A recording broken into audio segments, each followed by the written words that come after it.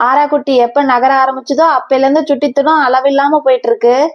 கீழே தான் எதுவும் வைக்க முடியலன்னு நினைச்சா காய்கறி குடையில இருக்கிறத கூட எடுத்து எடுத்து போட்டுடுறான். அது மட்டும் இல்லாம அவன்கிட்ட எல்லாம் நான் ஏதாவது பேசினேன் அப்படின்னா பதிலுக்கு ஏதாவது பேசுறான்.